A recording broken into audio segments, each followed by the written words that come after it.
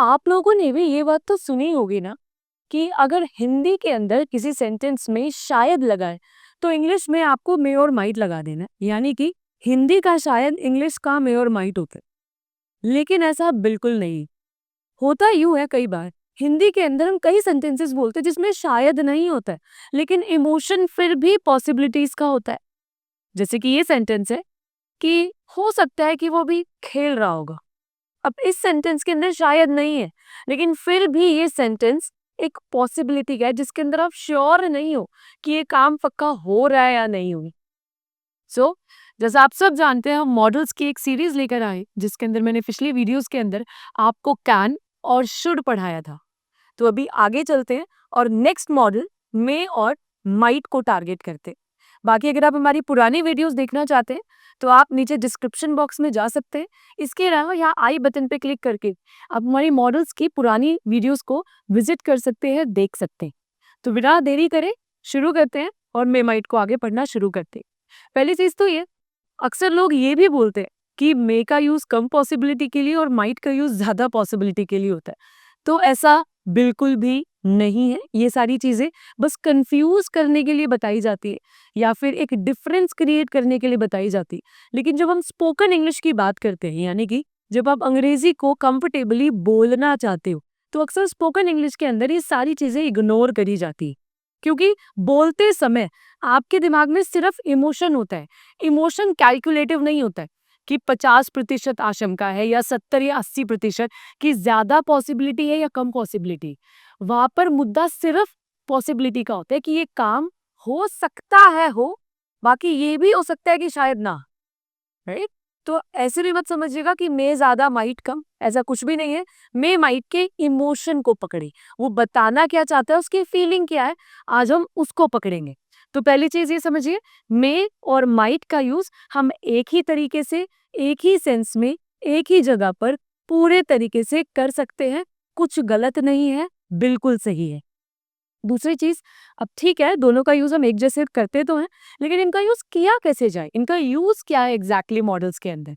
तो देखिए, जब भी आप इंग्लिश के अंदर ये बात बताना चाहते हैं सामने वाले इंसान को कि आने वाले समय में, यानी आने वाले फ्यूचर में, मतलब जो काम अभी हुआ नहीं है, हो नहीं रहा है, हम आने वाले फ्यूचर की बात कर रहे हैं कि आने वाले समय में जब भी आप कोई काम को पॉइंट आउट करके बताते हो ना कि ये काम जो है वो होगा, लेकिन आप पूरे तरीके से श्योर नहीं होते हो कि पक्का ही होगा। जैसे आपने पिछले सेंटेंसेस में, जब अगर आपने हमारी पुरानी वीडियोस देखी हैं तो आपने उन वीडियोस में देखा होगा, जब भी कोई काम फ्यूचर में होगा, आप प्लान कर रहे हो, किया ही जाएगा, तो हम विल का यूज करते हैं, WILL, कि ये काम होगा। मैं जाऊंगी यानी जाऊंगी, इसमें कोई दो राय नहीं है। आई विल गो, मैं खाऊंगी, आई विल ईट, ये काम होगा ही। लेकिन अक्सर बोलते समय हमारे मन में श्योरिटी नहीं होती है। तो जब वो श्योरिटी वाली भावना मिसिंग हो, जस्ट आप एक आशंका लगा रहे हो, आप एक असमंजस में हो सकता है ये हो, और बाकी अगर आपने ये बोला कि हाँ हो सकता है ये हो, तो इस बात के साथ एक ये पॉसिबिलिटी भी आ रही है कि ये भी हो सकता है ये काम शायद ना भी हो। तो जब भी अंग्रेजी में बोलते समय आपका इमोशन, आपकी फीलिंग्स इस तरीके से बयां करना चाहते हो कि देखो भैया होगा, लेकिन श्योरिटी नहीं है कि पक्का होगा ही होगा, तो इस इमोशन में, इस फीलिंग के लिए आप मे और माइट दोनों ही सेंटेंसेस का पूरे तरीके से इस्तेमाल कर सकते। सो चलते हैं फिर आगे, हम पढ़ रहे हैं मे माइट को। तो जैसा आपने सीखा था कि अब मॉडल्स के अंदर बहुत इजी सा बहुत रूल होता है जिसके अंदर आपको मे और माइट के साथ ही में वर्ब की फर्स्ट फॉर्म लगानी होती है। तो सेम इसमें भी वैसा ही कुछ रूल है। सिंपल, हम सब्जेक्ट के साथ में मे या फिर माइट कुछ भी लगा दें, मे या फिर माइट कुछ भी लगा सकते हैं। हाँ, इसके साथ में आपको वर्ब की फर्स्ट फॉर्म और ऑब्जेक्ट प्लेस करना होगा। As simple as this. तो जैसे मैं एक एग्जाम्पल से समझाती हूँ, जैसे कि इस बात की कोई श्योरिटी तो नहीं है, लेकिन हाँ इस बात की संभावना जरूर है कि हो सकता है कि आप इस वीडियो को एंड तक देखें, पूरे लास्ट तक देखें। अब देखो भाई, डिसीजन आप है, करने आप वाले हो, मैं इस बात को पूरी तरीके से कैसे बता सकती हूँ। तो मैं तो भी यहाँ खड़े होके सिर्फ एक संभावना ही लगा सकती हूँ, एक जस्ट एक डाउट में ही बोल सकती हूँ ना कि हाँ शायद आप लोग देखोगे ये वीडियो लास्ट तक। राइट? तो उस सेंस में हम सेंटेंस को क्या बनाएंगे, यू। सब्जेक्ट आ गया पहले, हमेशा की तरह। फिर मे या माइट आप कुछ भी लगा सकते, राइट? जैसे यू मे वॉच, क्योंकि एक्शन इसमें वीडियो को देखने का है। You may watch this video till and, this video till the end,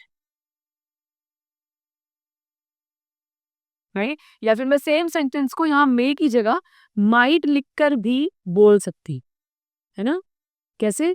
you might watch this video till the end, you may watch the video till the end. जैसे कि मैं बोलती हूँ अपने पेरेंट्स को कि हो सकता है कि आज मैं घर आने में थोड़ा लेट हो जाऊं क्योंकि काम बहुत ज्यादा है, राइट? तो मैं, लेकिन इस बात की श्योरिटी नहीं है, हो सकता है टाइम पे भी आ जाओ, डिपेंड करेगा अब रात में शाम में किस तरीके से सिचुएशंस बनने वाली, राइट? तो यहाँ पे भी इस काम की संभावना है, श्योरिटी नहीं।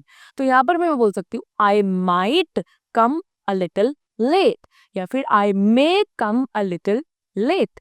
मैं जैसे प्लान कर रही हूँ कि आपकी जो आने वाली वीडियोस है, मतलब मॉडल्स की सीरीज के बाद हम लोग प्लान कर रहे हैं ऐसा, अभी कोई प्लान डन नहीं हुआ है, कुछ श्योरिटी नहीं है, कुछ भी, मतलब कोई ठोस बात नहीं कह रही हूँ मैं भी कि ऐसा पक्का ही होगा, बट हम ऐसा प्लान कर रहे हैं कि हो सकता है कि हम आने वाले समय में आपके लिए पैसिव वॉइस की सीरीज भी लेकर आए, राइट? लेकिन इस बात की श्योरिटी नहीं है कुछ भी।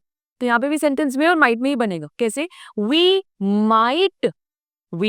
Might make videos on passive voice, या फिर we may make videos on passive voice. जैसे कि बाहर आप लोगों ने बादल देखे और बादल देख के लग रहा है यार काले बादल आ रहे हैं, हो सकता है आज बारिश होगी, लेकिन अगेन श्योरिटी कुछ भी नहीं है, क्योंकि हम एक आम इंसान है, बादल को देख के बस अंदाजा लगा सकते हैं, बाकी नेचर है, पर्यावरण है, कभी भी रुख बदल सकता है। इट माइट रेन टुडे, बोलते हो ना शायद बारिश होगी, so it might rain today, आज शायद बारिश होगी, राइट? यहाँ पे आप माइट की जगह चाहें तो मे भी लगा सकते हैं, it may rain today, it might rain today, right? तो इस तरीके से मे और माइट के पॉजिटिव सेंटेंसेस बनेंगे।